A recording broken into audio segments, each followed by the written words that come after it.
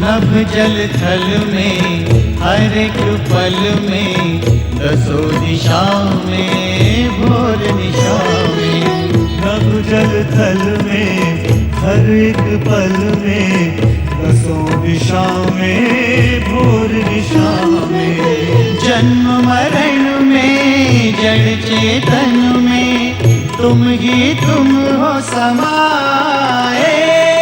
ओम नमः शिवाय, ओम नमः शिवाय,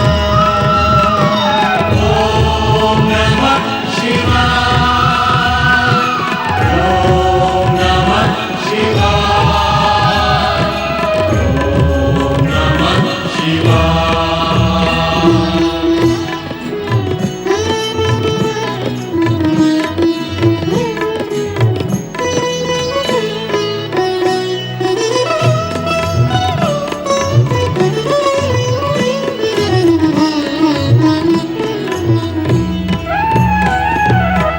आदि अनंता तुम भयहंता, कैलाशवासी हो अविनाशी।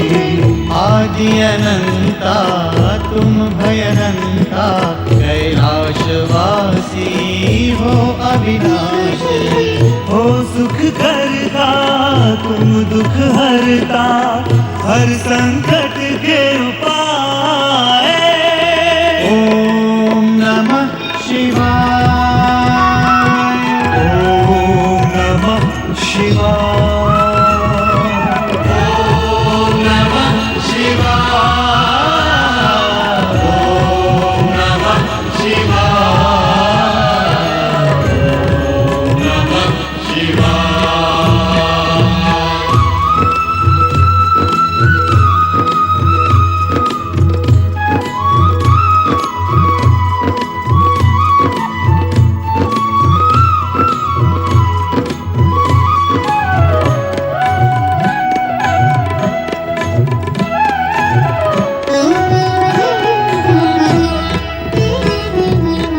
सर्जक हो तुमसे सृष्टि, दृश्य तुम्ही से तुमसे दृष्टि। सर्जक हो तुमसे सृष्टि, दृश्य तुम्ही से तुमसे दृष्टि। चार अवस्था आठ प्रहर तुमसे मन हर्षाए। ओम नमः शिवाय, ओम नमः शिवाय, ओम नमः शिवाय, ओम नमः शिवाय, ओम नमः शिवाय।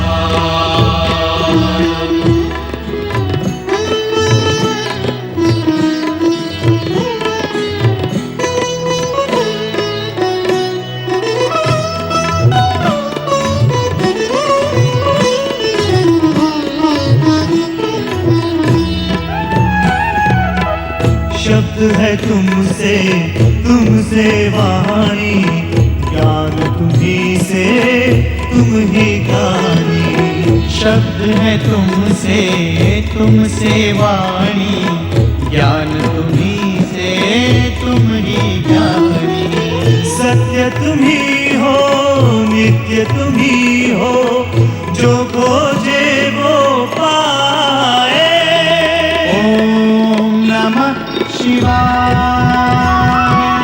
ओम नमः शिवाय, ओम नमः शिवाय, ओम नमः शिवाय, ओम नमः शिवाय।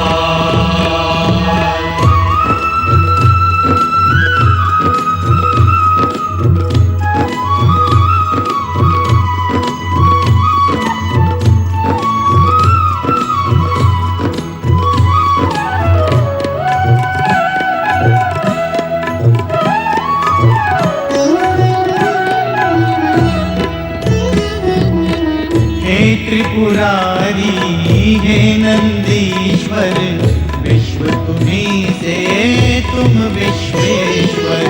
हे त्रिपुरारी हे नंदीश्वर, विश्व तुम्हीं से तुम विश्वेश्वर। कण कण में तुम है सर्वेश्वर, समय भी हर पल गाए। ओम नमः शिवाय। ओम नमः शिवाय। ओम नमः शिवाय। ओम नमः शिवाय। ओम नमः शिवाय। ओम नमः शिवाय। ओम नमः शिवाय। ओम नमः शिवाय। बोलिए भगवान श्री चंद्रमौलेश्वर की। भूत भावन भगवान भोलेनाथ की मंगलम भव, सदा मंगलम भव।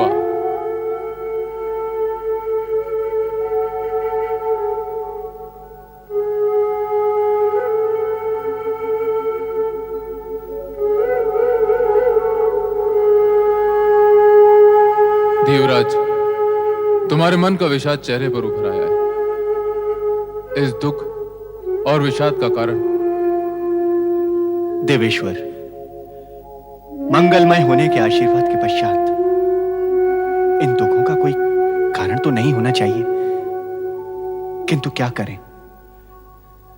तारकासुर के अत्याचारों की पीड़ा और कष्टों की अग्नि परीक्षा हमारा पीछा नहीं छोड़ रही है देवेश्वर। आपका आशीर्वाद फलित हो तो पीछा छूटे हमारा इन कष्टों से। नारायण नारायण। हे त्रिकालदर्शी, आप देवराज को यह बताएं कि आपका आशीर्वाद कब फलेगा। देवराज, अभिशाप और दुर्भावनाएं अवश्य शीघ्र फलित होते हैं, किंतु वरदान और मंगल कामनाएं फलित होने में समय लेते हैं। ऐसा क्यों होता है देवाधिदेव? इस कारण कि वरदान पुण्यों का फल होता है और शाप कुकर्मों का। सत्य यह भी है कि प्राणी पुण्य के कर्म कम और विलंब से करता है, किंतु दुष्कर्म करने में विलंब नहीं करता है और दीर्घ काल तक करता रहता है। हाँ भोलेश्वर, प्राणी को दुष्कर्म करते समय बड़ा सुख मिलता है। ऐसा करते समय वो ये सोचता ही नहीं कि दुष्कर्मों का परिणाम अर्थात हमें मिलने वाले आशीर्वाद हमारे दुष्कर्मों के कारण फलित नहीं हो रहे हैं प्रभु। भोलेनाथ का तात्पर्य यही है देवराज। किंतु हमने कौन से ऐसे कर्म किए हैं प्रभु जिनके कारण हमें ये कष्ट भोगने पड़ रहे हैं? वातावरण में ताप अधिक हो तो यह निश्चित है कि ग्रीष्म काल के प्रभाव से ऐसा हो रहा है। अधिक शीत के कारण यदि तन में कंप होता है तो यह प्रश्न करने की आवश्यकता नहीं कि क्या ये शीतकाल है। परिणाम के मूल में कारण अवश्य छिपा होता है। आप केवल इतना बताइए भगवान कि कारण का प्रभाव और परिणाम की अवधि कब समाप्त होगी? तारकासुर के अत्याचारों का अंत कब होगा? सदाशिव कब होगा? वो तो तारकासुर का अंत होने पर ही संभव होगा देवराज, है न भोलेनाथ? पर उसका अंत कब होगा? ब्रह्मा जी के वरदान का प्रभाव समाप्त होने पर। अब यह प्रश्न करने की आवश्यकता नहीं कि उनके वरदान का प्रभाव समाप्त कब होगा। इसका उत्तर यही है कि प्राणी के पुण्य कर्म वरदान के रूप में उसका साथ देते हैं। यदि पुण्य कर्म दिशा बदलकर दुष्कर्म की खाई में गिर पड़े तो वरदान का प्रभाव समाप्त हो जाता है। तारकासुर जिस गति से अनीति और अन्याय के मार्ग पर बढ़ रहा है, उसके फलस्वरूप उसके अंत काल में अधिक समय नहीं है। अधिक समय नहीं है, किंतु समय अवश्य है। समय पर किसी का वश नहीं देवराज, तुम्हें प्रतीक्षा तो करनी होगी। अन्य उपाय भी क्या है देवेश्वर? जब तक तारकासुर के पुण्यों का प्रभाव समाप्त नहीं हो जाता तब तक प्रतीक्षा तो करनी ही होगी। इस प्रकार यदि विचार करोगे देवराज तो यह प्रतीक्षा काल कष्ट में बीतेगा। तो कैसे विचार करूं देवऋषि? अर्थात प्रतीक्षा करके। अर्थात अपने दुर्दिन और दुर्भाग्य के लिए स्वयं को ही दोषी मानना होगा। बुद्धिमान ऐसा ही करते हैं, क्योंकि उन्हें ज्ञान होता है कि दूसरों को दोषी मानने से दुष्टता बढ़ती है, और ये बढ़ी हुई दुष्टता अंधकार की ओर ले जाती है। किंतु स्वयं को दोषी मानने से दोष दूर करने की प्रवृत्ति दोष घटाती है, और ये मार्ग प्रकाश की ओर ले जाता है। ऐसी स्थिति में बुद्धिमता इसी में है कि धर्म पे आचरण करते हुए अनुकूल समय की प्रतीक्षा की जाए। धन्य है प्रभु, धन्य है आप, और आपकी लीला धन्य है। देवऋषि, देवराज, सफलता का श्रेष्ठ मार्ग है सत्कर्म। किए जा, किए जा, किए जा। नारायण नारायण नारायण। भगवान भोलेनाथ के उपदेश को सुनकर भी देवराज दुविधा की स्थिति से मुक्त नहीं हो सके। वे जगतपति के कथन पर विश्वास ही नहीं कर पाए। किंतु विश्वव्यापक सत्य तो यही है कि सर्वेश्वर भोलेनाथ पर श्रद्धा रखने वाले प्राणी जब अपने आप को उनके चरणों में समर्पित कर देते हैं तो विलक्षण पुरुष सिद्ध होते हैं। श्रेष्ठ पुरुष सदा भौतिक सुख का त्याग कर भगवान शिव का अनुग्रह प्राप्त करना ही जीवन की सार्थकता समझते हैं। ऐसे ही समर्पित श्रद्धालु थे सूर्यवंशी महाराजा मानधाता।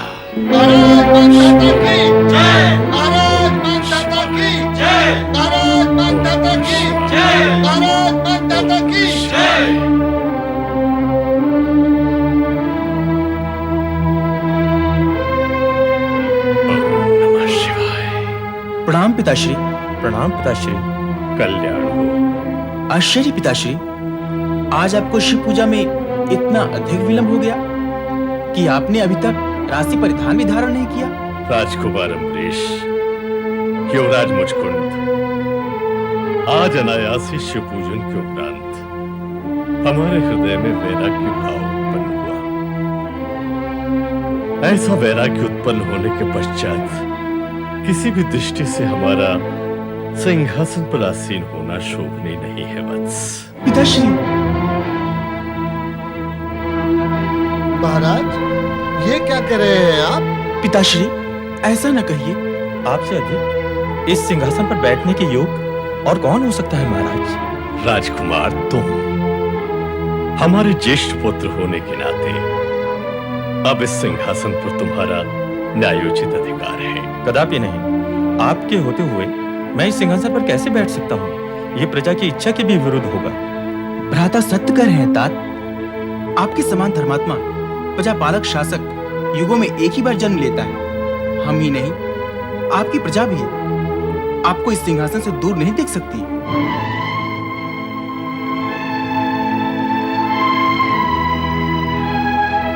आप विराजिए पिताश्री। इस प्रकार संकोच ग्रस्त रहकर आप हम सबके मन में भय उत्पन्न कर रहे हैं। भय कैसा वत्स? परंतु सत्य यह है कि हमारा इस राज्य सिंहासन से अब मोह भंग हो चुका है।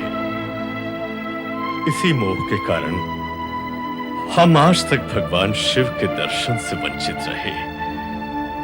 परंतु अब हृदय ने निर्णय ले लिया है वत्स। भगवान शिव के दर्शन हेतु हम नर्मदा तीर्थ पर रहकर घोर तपस्या करेंगे। महाराज, अपने निर्णय को बदल दीजिए। आपकी अनुपस्थिति में हम ही नहीं, सारी प्रजा अनाथ हो जाएगी। आप सत्य कह रहे हैं महामंत्री जी। पिताश्री, सारा संसार जानता है कि आप जैसा महान शिव भक्त युगों युगों से इस पृथ्वी पर नहीं हुआ है। आपके राजा रहते हुए भी भगवान भोलेनाथ आपको दर्शन अवश्य देंगे। अमरीश सत्य कह रहे हैं तात। आपकी भक्ति से भोलेनाथ अवश्य प्रसन्न होंगे। नहीं बस, शिव पूजा के समय लिया गया संकल्प बदला नहीं जा सकता। यह निर्णय हमने भगवान शिव की प्रेरणा से ही लिया है। अब शासन का कार्यभार तुम्हें ही संभालना है। पिताश्री, अभी इसी क्षण हमारे युवराज मुचकुंद महाराज घोषित किए जाते हैं। बोलिए महाराज मुष्कुंद की जय। महाराज मुशकुंद की, महाराज मुशकुंद की, महाराज मुशकुंद की।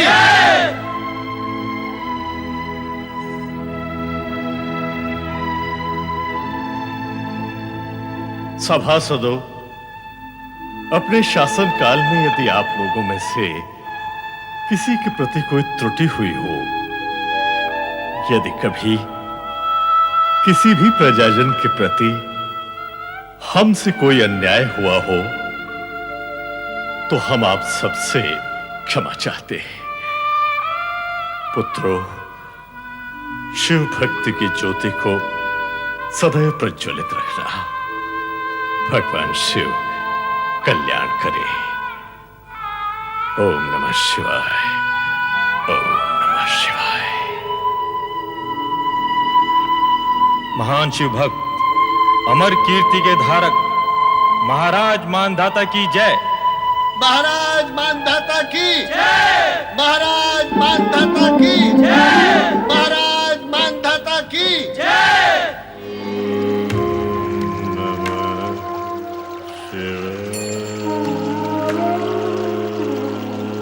नारायण नारायण नारायण, जय जय नारायण नारायण नारायण।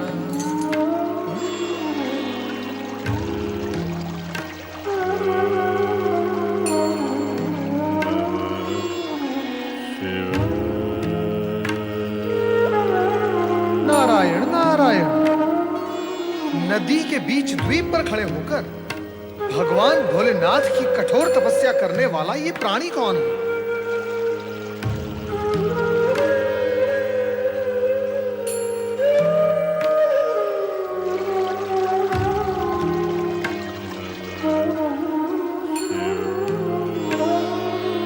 मैं नारायण का जाप कर रहा हूं और ये प्राणी ओम नमः शिवाय रट रहा है। शब्दों में अंतर है, परंतु दोनों का अर्थ एक ही केंद्र पर जाके रुकता है। और फिर नारद, जगत तो तुम्हें ज्ञानी समझता है, अंतर तो मूर्ख देखते हैं, ज्ञानी सदा समानता देखते हैं। चलो नारद, ओम नमः शिवाय बोलो। ओम नमः शिवाय।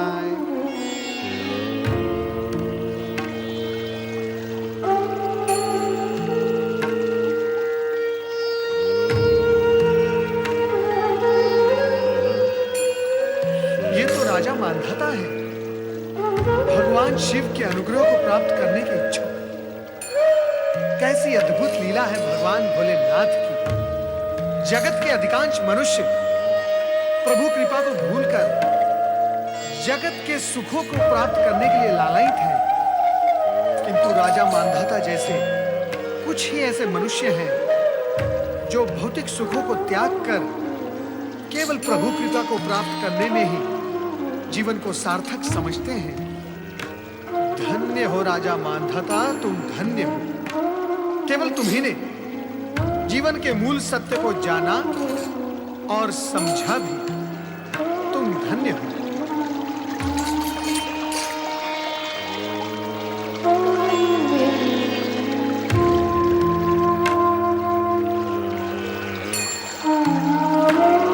राजन, राजन,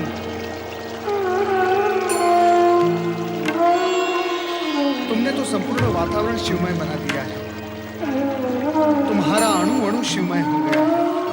कदाचित इसी कारण मेरा स्वर तुम तक नहीं पहुंच पा रहा है। राजन, राजन,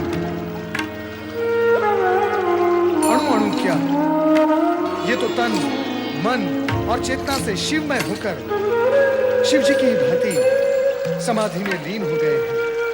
एक और शिव महिमा से प्रभावित राजा मानधाता निष्ठापूर्वक तन मन से मन में दर्शनों की अभिलाषा लिए हुए पूर्ण रूप से शिव भक्ति में लीन है, तो दूसरी ओर शिव भक्त कुलगुरु गर्ग ऋषि की भविष्यवाणी भी मुखर होकर शिव भक्ति के प्रति समर्पित महारानी मैना की मनोकामना पूर्ण करके उसे पुत्र रत्न प्रदान बधाई हो महारानी जी, राजकुमार की बधाई हो। राजकुमार की बधाई हो महारानी जी, राजकुमार की बधाई हो, बधाई हो, बधाई हो महारानी जी, राजकुमार की बधाई हो।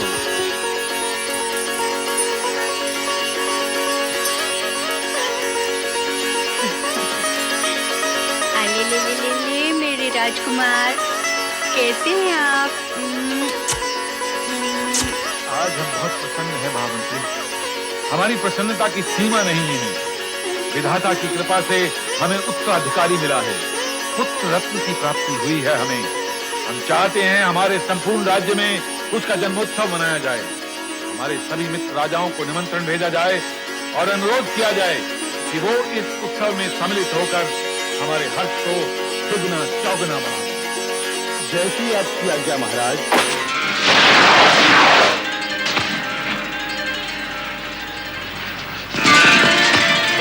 बधाई हो हिमालय राज। विराजिए सुमेरु राज, आपका अभिनंदन है। मैं अभी आया।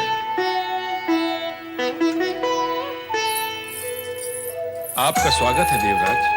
पुत्र रत्न की प्राप्ति की बधाई हो हिमालय राज। बधाई स्वीकार करें हिमालय राज।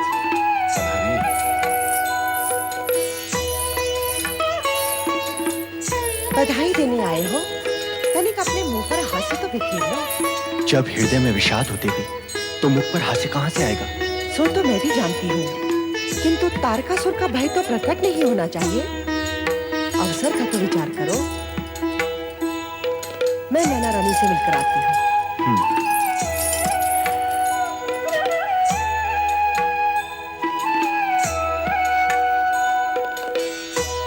पुत्र के लिए बधाई हो हिमालय राज।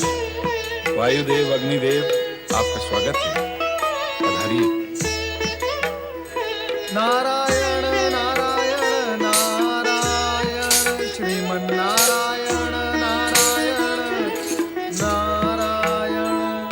हिमालय राज, पुत्र प्राप्ति के इस शुभ और सौभाग्यपूर्ण अवसर पर बधाई हो। देव ऋषि नारद, हमें आपकी बधाई नहीं, हमें आपका आशीर्वाद चाहिए। नारायण नारायण, नारद के आशीर्वाद से कब किसका कल्याण हुआ है? राजन, इस समय तो आप बधाई से ही संतुष्ट हो जाइए। विंध्याचल महाराज पधारे हैं। बधाई हो हिमालय राज, बधाई हो। विंध्याचल महाराज, आपका स्वागत है। पधारिए।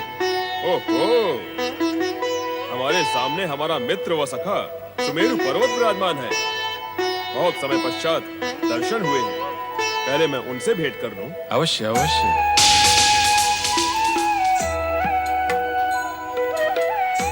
आप किस विचार में खो गए देव ऋषि नारद? यही कि आपको पुत्र प्राप्ति तो हो गई, किंतु पुत्री के। देव ऋषि, पुत्र जन्म के अवसर पर पुत्री की चर्चा कहां से ले बैठे? नारायण नारायण, देवराज आप बार बार एक ही भूल करते हैं। भूल? कैसी भूल? देवराज, आप सभी देवगण को शक्ति की आराधना करनी है। यदि आप देवगण ये भी भूल गए, तो निश्चित जानिए माँ शक्ति भी आपको भूल जाएगी। ऐसा ना कहें देव ऋषि, ऐसा ना कहें। हर्षोल्लास के अवसर पर यह ध्यान ही नहीं रहा कि आप पुत्री की चर्चा क्यों कर रहे हैं। पुत्री नहीं देवराज, शक्ति कहे शक्ति। समय समीप आ गया है जब शक्ति अपनी इच्छा से यहाँ जन्म लेंगी। देव ऋषि नारद, पुत्र रत्न की प्राप्ति भी शक्ति की इच्छा अनुसार ही हुई है। ऐसा प्रतीत होता है कि अपने बड़े भाई के आगमन के पश्चात ही वे प्रकट होंगे। मैं बड़ा हूँ, मैं बड़ा हूँ, मैं बड़ा हूँ। ये क्या हो रहा है? विंध्याचल महाराज तो सुमेरु से भेंट करने गए थे, ये किस विवाद में फंस गए? मैं नहीं मानता। तुम्हारे न मानने से भला क्या होता है, तो तुम्हारे मानने से क्या होता है? नारायण नारायण, विवाद, वो भी नारद की अनुपस्थिति में। ना आनंद होगा ना अर्थ होगा उसको। ठहरो भक्तों, मर्यादा ही सर्वोपरि है। मैं इस संसार का सबसे बड़ा पर्वत हूँ। मुझे ही पर्वत सम्राट, पर्वतराज का सम्मान प्राप्त होना चाहिए। तुम्हारे इस चाहिए का तो विशाल सागर की भांति कोई और छोर ही नहीं है। नारायण नारायण, तुम मुझे ये बताओ कि तुम्हें पर्वत सम्राट का सम्मान क्यों मिलना चाहिए? इसलिए कि मैं पर्वतों में सबसे बड़ा हूँ। अच्छा, ये असत्य समाचार आपको किसने दिया? इसमें असत्य क्या है? सत्य भी क्या है? नारायण नारायण, सत्य है भी तो केवल इतना कि हिमालय राज ही सबसे श्रेष्ठ एवं सबसे बड़े पर्वत हैं। इसीलिए पर्वतों के राजा हैं। नहीं, ऐसा नहीं है। क्रोध करने से आकार छोटा हो जाएगा सुमेरु, और फिर तुम बाल पर्वत ही रह जाओगे। देव ऋषि, अपनी भाषा पे नियंत्रण रखें। वो तो तभी संभव होगा जब तुम अपने क्रोध पर नियंत्रण रखोगे। वो इनके लिए संभव नहीं है देव ऋषि। विंध्याचल, अपने से बड़ों के प्रति असम्मान की भावना रखना तुम्हें शोभा नहीं देता। यही तो मैं भी आपसे कह रहा था कि स्वयं को पर्वतराज मानकर हिमालय राज के प्रति असम्मान प्रकट करना आपको शोभा नहीं देता। जहाँ असत्य को सत्य मान लिया जाए, वहाँ अधिक देर ठहरना उचित नहीं होता। मैं जा रहा हूँ, किंतु ये बात सत्य है कि मैं ही हूँ पर्वतराज।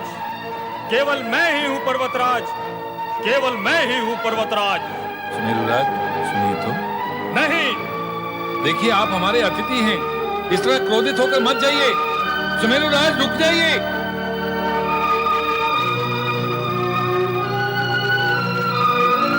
ये अच्छा नहीं हुआ। हिमालय राज, क्या अच्छा नहीं हुआ? इनका क्रोधित होना या इनका चले जाना? दोनों ही देव ऋषि। नारायण नारायण। हिमालय राज, चिंता त्याग कर अतिथियों का स्वागत करें। जैसी आज्ञा देव ऋषि। नारायण नारायण। कहिए विंध्यराज, क्या कहते हैं आप? किस विषय में देव ऋषि? इस समय तो विषय एक ही है, सुमेरुराज। कहना क्या है, वो हिमालय राज से तो छोटे ही हैं, किंतु मुझसे बड़े हैं। तो आप बड़े हो जाइए ना। बड़ा होना अपने वश और अधिकार में होता है। अवश्य है, अवश्य है। आपने राजा मांधाता का नाम तो सुना होगा। वही जो नर्मदा नदी के बीच द्वीप में शिव आराधना में लीन है। वे ही। यदि आप भी उनकी भांति भगवान शिव की आराधना करेंगे तो सुमेरु राज से बड़े हो सकते हैं आप। सत्य? नारद के मुख से असत्य वचन कभी निकले हैं? नारायण नारायण। देव ऋषि, आपने बड़ा उपकार किया ये बताकर कि शिव आराधना से ही मैं सुमेरु से बड़ा हो सकता हूँ। मैं अवश्य शिव आराधना करूंगा। इसी में आपका कल्याण है विंध्याचल। ओम नमः शिवाय, ओम नमः शिवाय,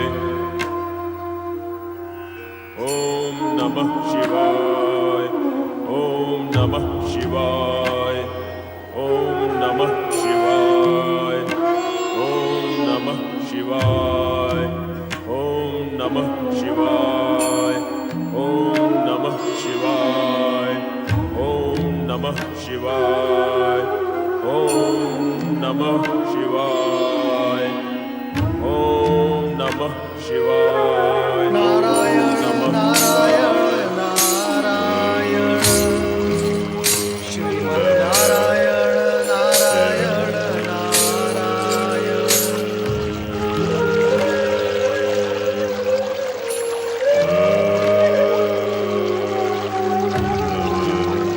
राजा मांधाता, नारायण नारायण नारायण, श्रीमन्नारायण नारायण नारायण।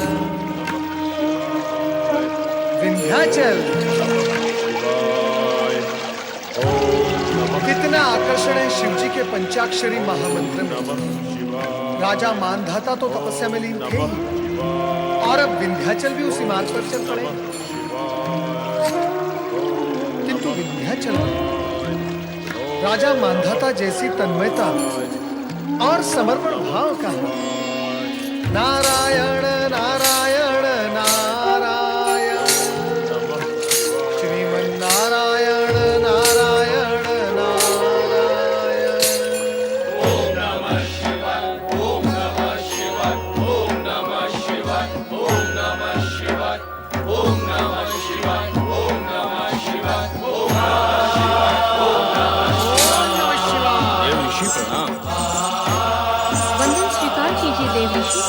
कल्याण भव। देवर्षि प्रणाम। कल्याण भव भृंगी। अब देवेश्वर समाधि से जागेंगे। अवश्य जागेंगे। देवर्षि स्वामी को जगाइए ना। क्या तुम सब ये समझते हो कि मैं यहाँ देवेश्वर को समाधि से जगाने आता हूँ? नहीं देवऋषि, हम तो ये समझते हैं जब स्वामी को जागना होता है तभी आप प्रकट होते हैं। ओम नमः शिवाय। ओम नमः शिवाय। ओम नमः शिवाय। ओम नमः शिवाय। ओम नमः शिवाय। ओम नमः शिवाय। ओम नमः शिवाय। ओम नमः शिवाय। ओम नमः शिवाय। ओम नमः शिवाय। ओम नमः शिवाय। ओम नमः शिवाय। कहो, कहाँ भ्रमण कराए? कैसा भ्रमण महादेव जी? मैं तो तीनों लोक में भटकता रहता हूँ। भटकना क्यों कहते हो? तीनों लोगों का आनंद लेते हो, सभी लोगों में व्याप्त लीलाओं का रस लेते हो। किसी देवी अथवा देवता को भी इतनी सुविधा प्राप्त नहीं है जितनी तुम्हें है। भोलेनाथ, आप मेरी दुविधा को सुविधा कहते हैं? मैं जिस लोक में जाता हूँ वहां के प्राणी मुझे संदेह की दृष्टि से देखते हैं, लगाई बुझाई करने वाला समझते हैं मुझे। यह है मेरी सुविधा। इससे तुम्हें क्या अंतर पड़ता नारद? तुम वही करते रहे हो और वही करते रहोगे जो तुम उचित समझते हो। अब बताओ, कहां से आ रहे हो? मैं तो वहां से आ रहा हूं जहां दो शिव भक्तों ने ओम नमः शिवाय इस मंत्र का अलख जगा रखा है। कहां है वो भक्त? आप तो त्रिकालदर्शी हैं, आपसे क्या छिपा है? सब कुछ ज्ञात होते हुए भी आप। तुम नर्मदा नदी के मध्य और तट पर खड़े उन भक्तों की चर्चा तो नहीं कर रहे नारद? हाँ देवेश्वर, राजा मानधाता और विंध्याचल पर्वत आपके नाम का निरंतर जाप कर रहे हैं। उनके जाप की गूंज यहां भी सुनाई दे रही है। आश्चर्य है, आपने अब तक अपने भक्तों को दर्शन देकर उनकी कामना पूर्ण नहीं की। समय पर सभी कार्य पूर्ण होते हैं नारद। राजा मानधाता और विंध्याचल पर्वत आपके नाम का निरंतर जाप कर रहे हैं। उनके जाप की गूंज यहां भी सुनाई दे रही है। आश्चर्य है, आपने अब तक अपने भक्तों को दर्शन देकर उनकी कामना पूर्ण नहीं की। समय पर सभी कार्य पूर्ण होते हैं नारद। समय से पूर्व कुछ भी संभव नहीं। नारायण नारायण।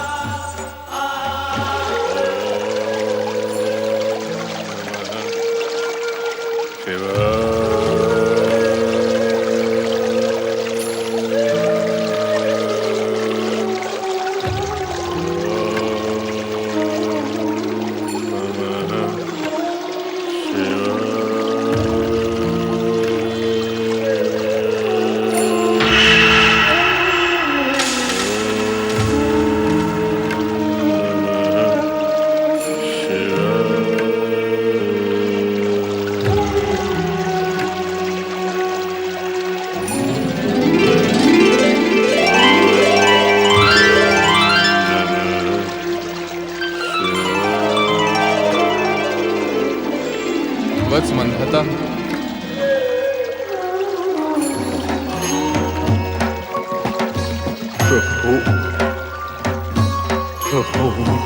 उठो वत्स।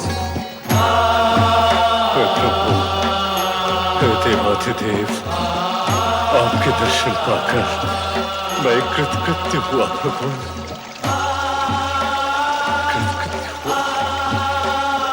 हम तुम्हारी इस कठोर तपस्या से प्रसन्न हुए राजा। अपनी इस तपस्या का प्रयोजन करो। केवल आपके दर्शन, केवल आपके दर्शन प्रभु। मांगो, क्या वरदान मांगते हो? मैं किसी वरदान प्राप्ति के लिए आपकी शरण में नहीं आया प्रभु। केवल आपकी कृपा, केवल आपके दर्शन के लिए आपकी कृपा। आपके दर्शन के पश्चात यदि मैं कुछ भी मांगूंगा तो आपकी कृपा से तो वो कम ही होगा ना प्रभु।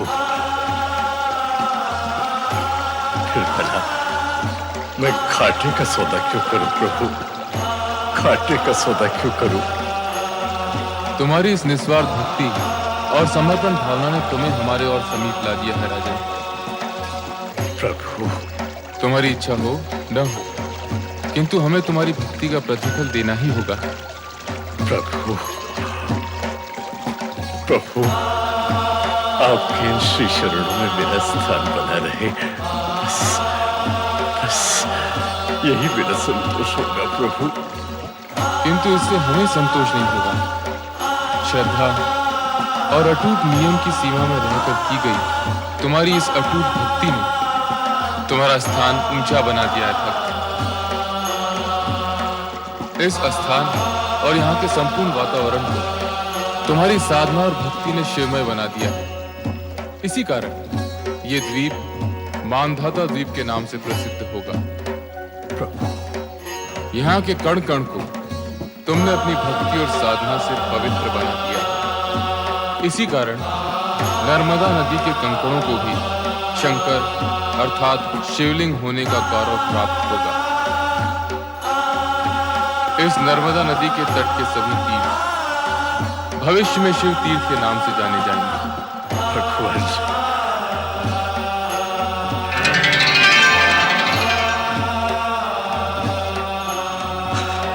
मैं धन्य हो गया भगवान, मैं धन्य हो गया। ओम नमः शिवाय, ओम नमः शिवाय, ओम नमः शिवाय, ओम नमः शिवाय, ओम नमः शिवाय, ओम नमः शिवाय, ओम नमः शिवाय, ओम नमः शिवाय, ओम नमः शिवाय, ओम नमः शिवाय, ओम नमः शिवाय, ओम नमः शिवाय, ओम नमः शिवाय, ओम नमः शिवाय, ओम नमः शिवाय, ओम नमः शिवाय, ओम नमः शिवाय, ओम नमः शिवाय।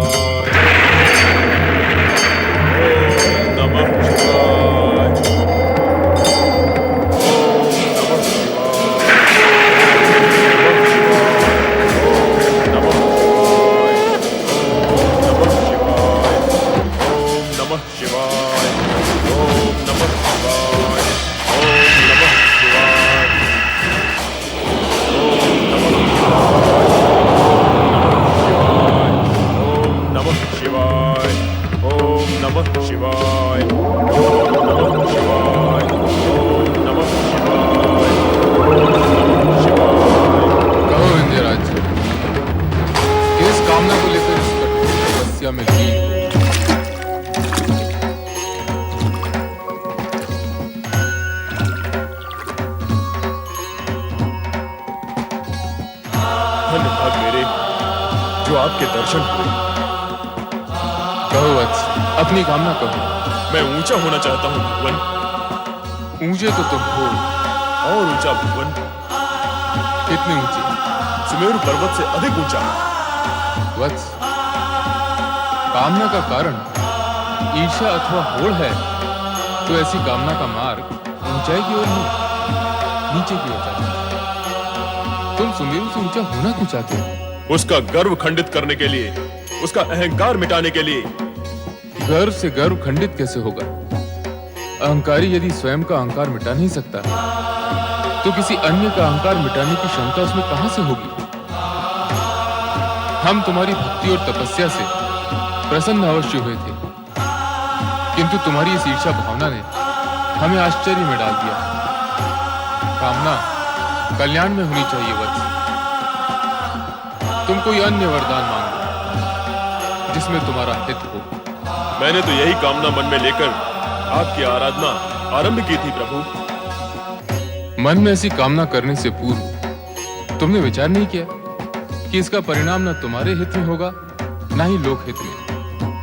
और जो कामना लोकहित में नहीं होती वो पाप और दुष्कर्म के मार्ग से होती हुई पीड़ा और दुर्भाग्य तक जा पहुंचती है। किसी का अहित करना मेरा उद्देश्य नहीं है भगवान। स्वयं को दूसरे से श्रेष्ठ मानना अथवा मनवाने की इच्छा करना अथवा ऊंचे होने की कामना के गर्व से ही अहित की उत्पत्ति होती है विंध्यराज। मैं अहित की भावना से स्वयं को दूर रखूंगा। ये तुम्हारे लिए संभव नहीं, किसी के लिए भी संभव नहीं। शिशु देव का हो अथवा दानव का, उससे उसकी माता से दूर नहीं रखा जा सकता। अहंकार की भावना भी ऐसी ही माता है जिसे अहित रूपी पुत्र से दूर रखना किसी के लिए भी संभव नहीं। मैं अहंकार का त्याग करूंगा देवेश्वर, किंतु उससे पूर्व तुम्हें सुमेरु से ऊंचे होने की कामना का त्याग करना होगा। फिर शेष ही क्या रह जाएगा प्रभु? तुम्हारा ये हट सद्विचार और सद्भावना को मार्ग नहीं दे रहा है। यदि तुम्हें वरदान प्राप्त हो गया और तुम सुमेरु से ऊंचे हो गए तो जानते हो उसका परिणाम क्या होगा? आर्यव्रत के उत्तर और दक्षिण के मध्य सेतु होने के कारण वर्तमान में आवागमन संभव है, किंतु तुम्हारे ऊंचे हो जाने से उत्तर दक्षिण का संपूर्ण भंग हो जाएगा। संतुलन नहीं रहेगा, परस्पर संबंध नहीं रहेंगे, उत्तर दक्षिण में विभिन्नताएं उत्पन्न हो जाएंगी। ऐसा न हो, इस कारण तुम अन्य कोई वरदान मांग लो वत्स। मैं ऐसा नहीं होने दूंगा। आप कृपया मुझे सुमेरु से ऊंचा होने का वरदान दे भगवान।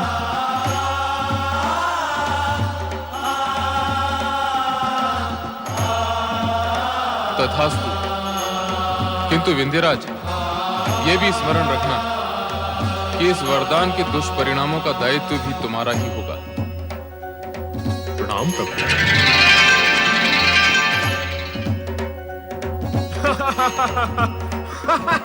मुझे सबसे ऊंचा होने का वरदान मिल गया, सबसे ऊंचा होने का वरदान मिल गया। भगवान शिव के वरदान ने एक ओर तो विंध्याचल को प्रसन्नता प्रदान की, किंतु दूसरी ओर दूसरों से स्वयं को श्रेष्ठ समझने वाला अहंकार भी उसमें जागृत हो गया, जिसके वशीभूत अनिष्टकारी परिणामों से बेसुध होकर वो भगवान शिव के वरदान स्वरूप धीरे धीरे ऊंचा और ऊंचा होता गया।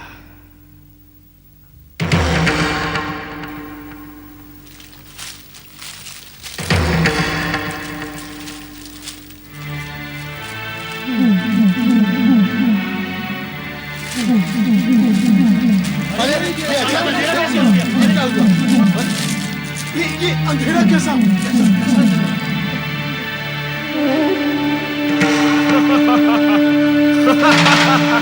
सुमेरु स्वयं को पर्वतों का सम्राट समझता है। मेरी ओर देखेगा तो उसका गर्व चूर चूर हो जाएगा। यदि अंधेरा नहीं हटा तो नर नारी पशु पक्षी क्या होगा? रोग फैल सकते हैं, अकाल मृत्यु हो सकती है। इस प्रकार तो हमारा जीवन छिन्न भिन्न हो जाएगा। आओ अगस्त ऋषि के पास चलते हैं, वही हमारी रक्षा का उपाय बताएंगे।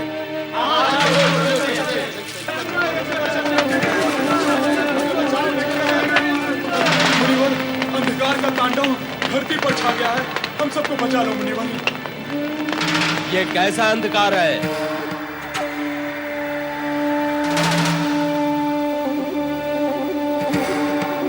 मुनि अगस्त्य, यहाँ आओ, शीघ्र आओ अगस्त्य मुनि। कौन कौन पुकार रहा है?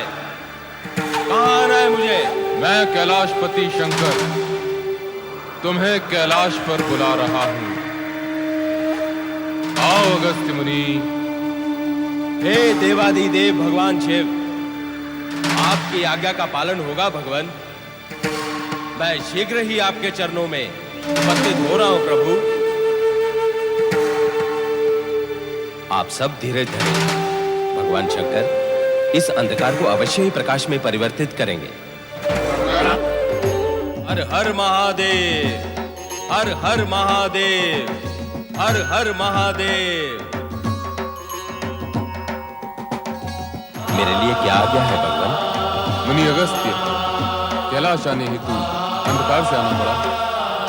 हाँ भगवान, प्रथम तो मुझे ऐसा लगा कि किसी मायावी दानव की आकृति का अथवा छाया का अंधकार है, किंतु मार्ग में प्रतीत हुआ कि विंध्याचल पर्वत के आकार में परिवर्तन और संवर्धन हुआ है।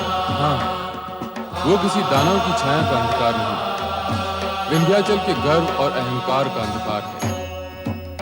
भगवान, मुझे स्मरण है, एक अवसर पर आपने कहा था कि किसी भी योनि का प्राणी हो, अज्ञान से जुड़ते ही दानव हो जाता है। वही गति हुई है विंध्याचल की। गर्व और अज्ञान ने उसे दानव बना दिया। किंतु सदा सभी का कल्याण करने वाले सदाशिव, आपकी कृपा हुई तो विंध्याचल सुधर भी सकता है भगवान। जगत का कल्याण सोचकर ही तुम्हें बुलाया है। विंध्याचल को सही मार्ग पर लाने का कार्य तुम्हें करना होगा। मुझे क्या करना होगा प्रभु? विंध्याचल की भक्ति से प्रसन्न होकर हमें उसका हट मानना पड़ा और हमने उसे सुमेरु पर्वत से अधिक ऊंचा होने का वरदान दे दिया। उसके दीर्घाकार से ही अंधकार बढ़ा है। ऐसे में उत्तर दक्षिण के संबंध व संपर्क समाप्त होने से अनर्थ हो सकता है। इस अनर्थ को होने से तुम्हें रोकना है। वो कैसे देवेश्वर? अहंकारी होते हुए भी विंध्याचल गुरु, ज्ञानी और ऋषि मुनियों के प्रति सम्मान की भावना रखता है, और ऐसा प्रतीत होता है कि आपके प्रति तो उसके मन में विशेष आदर भाव है। ये सत्य है देवेश्वर।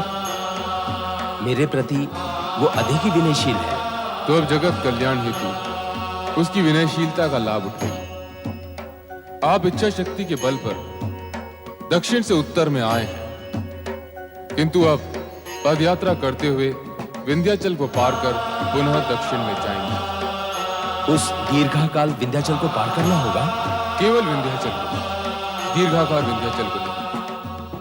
जब आप उस पर्वत की तलहटी में जाएंगे तो वो प्रणाम करने हेतु सिर नवाएगा। उस समय उससे कहें कि वो आपके लौटने की प्रतीक्षा करें और इसी तरह सिर नवाए रहे, जिससे आपको आवागमन में सुविधा हो। किंतु भगवान, मेरे पुनः उत्तर में लौटने पर वह भी पुनः खड़ा हो जाएगा, अतः समस्या तो वही रहेगी। आप दक्षिण से उत्तर में लौटेंगे ही क्यों? अर्थात मुझे सदा सदा के लिए दक्षिण में वास करना होगा प्रभु। लोकहित में किया गया आपका यह कार्य संपूर्ण जगत में चर्चा का विषय रहेगा। जैसी आपकी आज्ञा भगवान। प्रणाम। हर हर महादेव, हर हर महादेव, हर हर महादेव।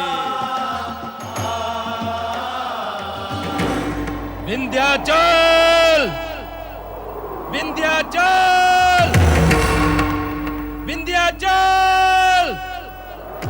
मैं अगस्त तुम्हें कब से पुकार रहा हूँ, क्या तुम्हें मेरी पुकार सुनाई नहीं दे रही है? हाँ, गुरु अगस्त, मेरा प्रणाम स्वीकार करें मुनिवर। प्रणाम करने की ये कौन सी प्रणाली है विंध्याचल? प्रणाम करने वाले की दृष्टि नीचे से ऊपर की ओर और प्रणाम स्वीकार करने वाले की दृष्टि ऊपर से नीचे की ओर होती है। यहाँ स्थिति उल्टी है। तुम्हारी विनयशीलता पर मुझे हमेशा गर्व रहा है। तुम अभिनय कब से हो गए विंध्याचल? नहीं मुनिवर, मेरी भावना में नहीं, मेरे आकार में परिवर्तन हुआ है। तुम्हारे आकार ने बड़ा होकर तुम्हारी भावना को छोटा कर दिया है। ये देख और जानकर मन क्लांत हुआ है। नहीं गुरुदेव, नहीं, मेरे प्रति ऐसा अन्याय न करें गुरुदेव। तुम्हारी शालीनता और सौम्यता कहाँ गई विंध्याचल? तनिक ठहरिएगा मुनिवर।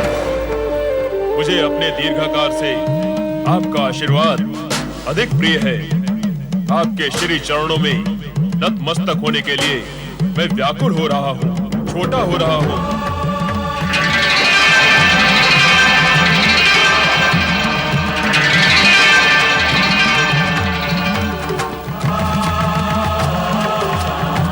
मुनिवर को विंध्याचल का प्रणाम।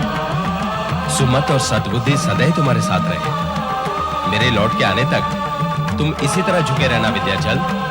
ऐसी कठोर आज्ञा क्यों मुनिवर?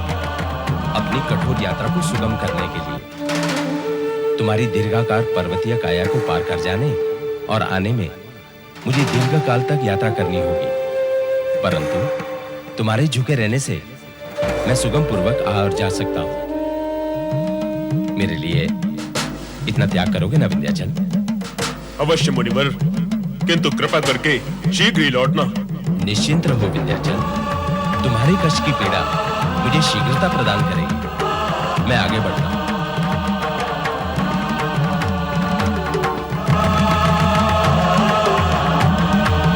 छल मेरा स्वभाव नहीं है विंध्याचल, परंतु देवाधिदेव के आदेश से लोक धर्म के नाते मुझे ये व्यवहार करना पड़ा।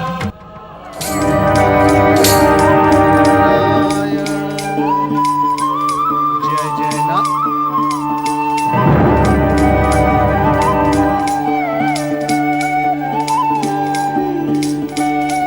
चलो नारद, कल्याण मार्ग पर आगे बढ़ो। नारायण नारायण नारायण नारायण नारायण श्रीमन नारायण नारायण नारायण। पर्वतराज, ये अभिनय की मुद्रा क्यों धारण कर रखी है?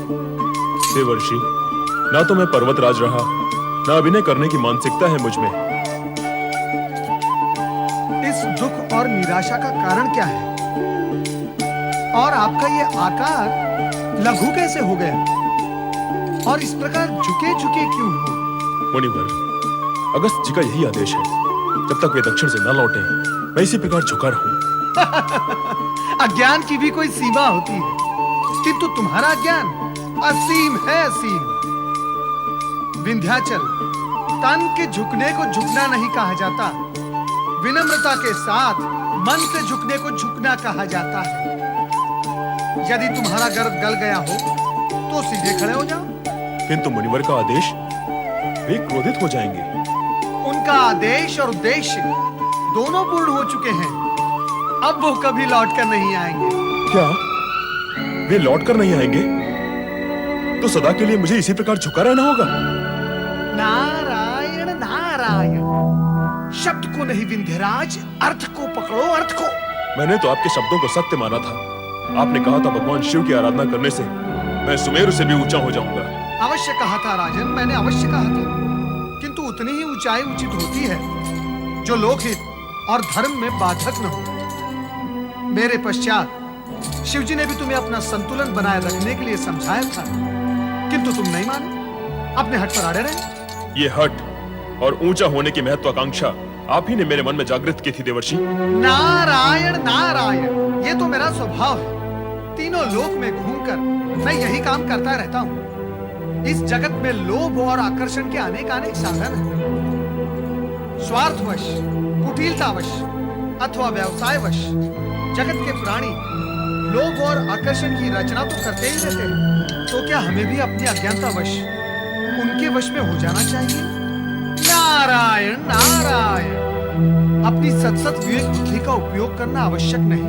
राजन, विधाता ने आकर्षण और महत्वाकांक्षा की सृष्टि की है, तो प्राणी को ज्ञान और भविष्य की चेतना भी दी है।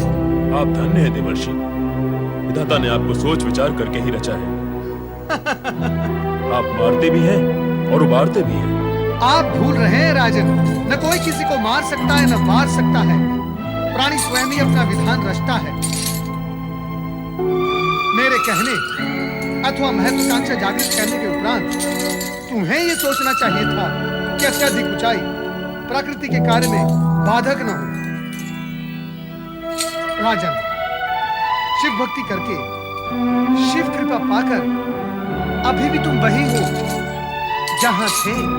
अब ताड़ना प्रताड़ना बहुत हुआ देवर्षि, उबरने का मार्ग बताइए ना। विनम्रता से झुककर पुनः शिव आराधना करो, कल्याण होगा। नारायण नारायण नारायण नारायण नारायण। ओम नमः शिवाय, ओम नमः शिवाय, ओम नमः शिवाय, ओम नमः शिवाय।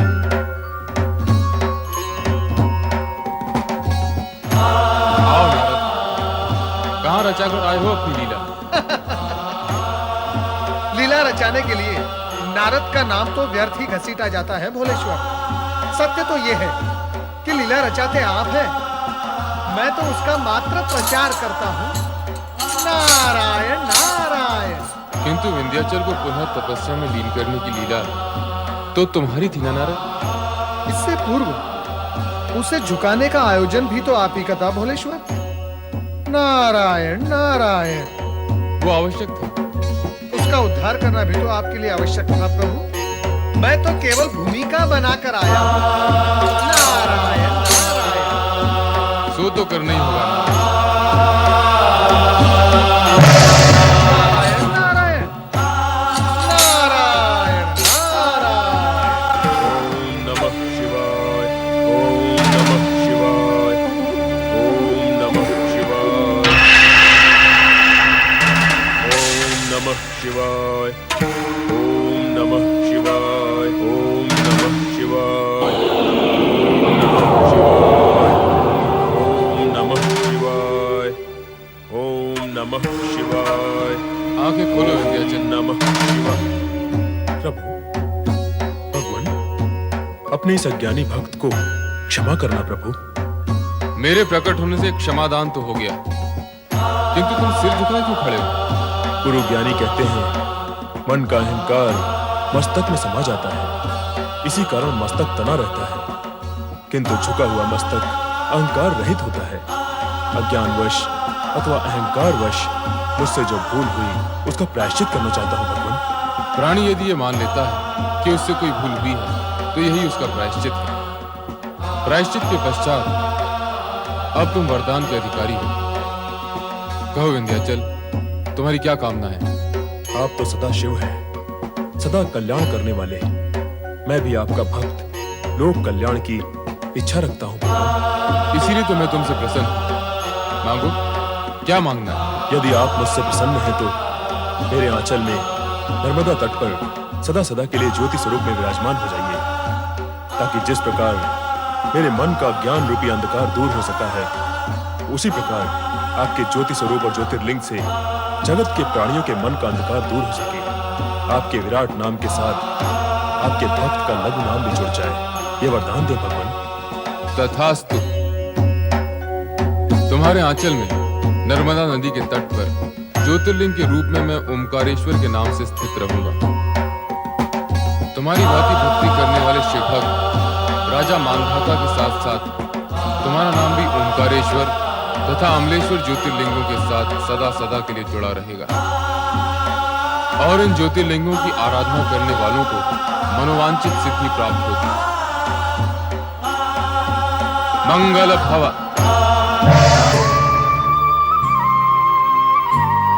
ओम नमः शिवाय।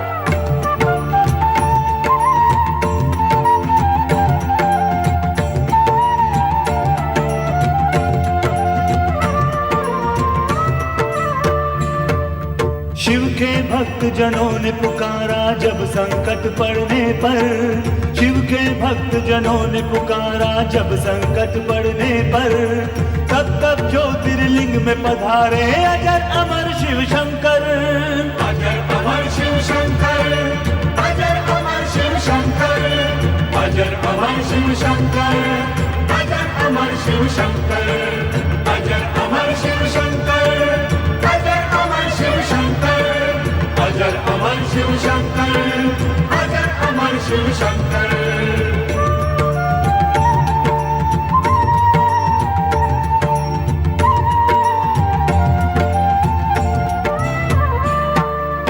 एक समय विंध्याचल पर्वत शिव की शरण में आया, साक्षात ओंकार जहाँ थे शिवलिंग वहीं बनाया। करने लगा वो शिव का पूजन तदनंतर दिन रहना। शिव शंकर जब प्रकट हुए तब खोले अपने नैना। एक ओंकार लिंग तभी दो भागों में विभक्त हुआ, शिव ज्योति परमेश्वर संज्ञा ओंकारेश्वर नाम पड़ा। ओंकार परमेश्वर ज्योतिर्लिंग के जो दर्शन पाता, मोक्ष है मिलता माँ के गर्भ में वो फिर से नहीं आता। ओंकार शिव की जय हो। ओंकार शिव की जय हो। ओंकार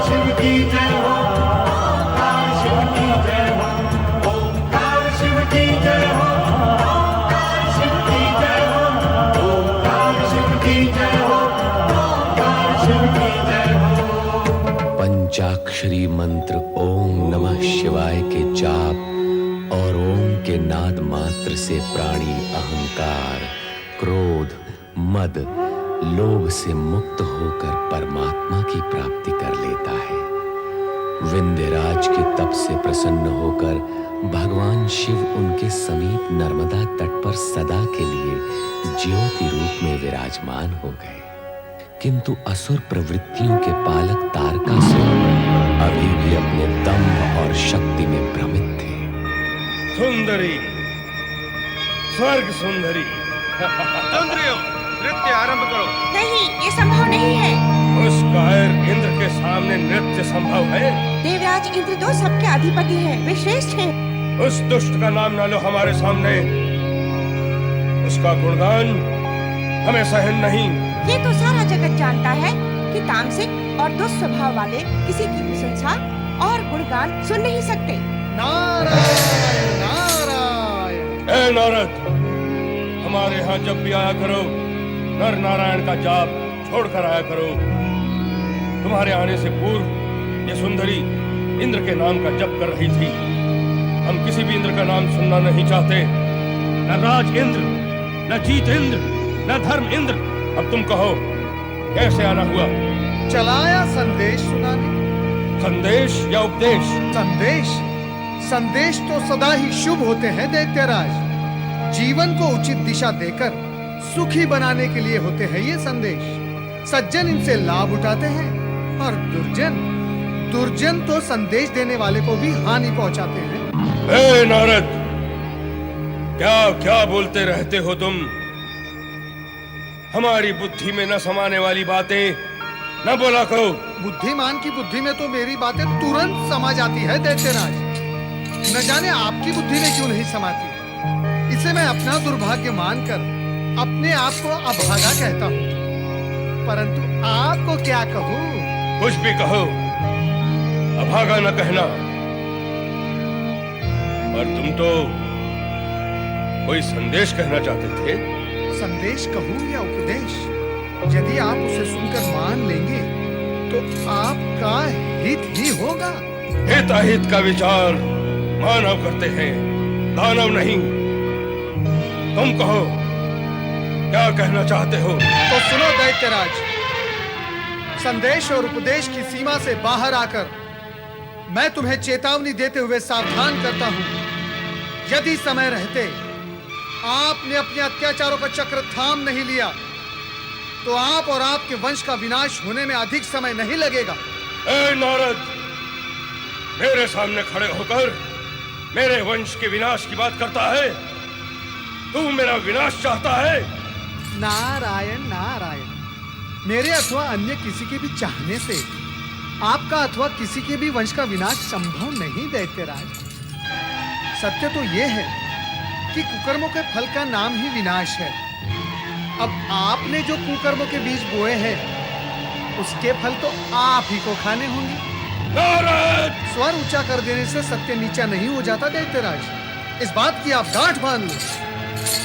सत्य तो यह है कि निर्दोष और धर्मपरायण प्राणियों पर किए गए अत्याचार से जो दुर्भावना और श्राप की आंधी उठेगी उसमें आपका सब कुछ स्वाहा हो जाएगा।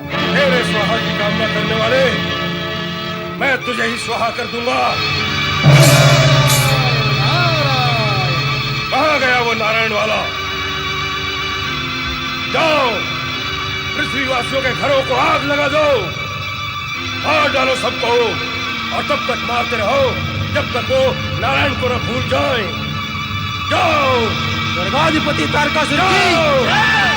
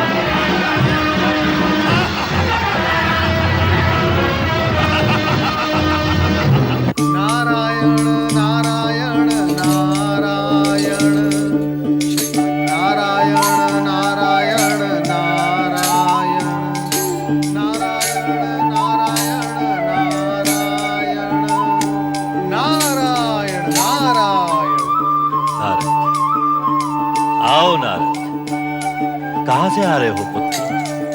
परमपिता, मैं कहां से आ रहा हूं ये बताने से पहले मैं ये कहना चाहूंगा कि मैं यहाँ क्यों आया हूँ। बहुत ही असंतुष्ट और खिन्न लगते हो। उसका भी एक कारण है और उस कारण के मूल में आप हैं। तुम्हारे असंतोष और खिन्नता का कारण मैं? केवल मुझे ही नहीं परमपिता, संपूर्ण मानव जाति और देवगण को आपने असंतुष्ट कर रखा है।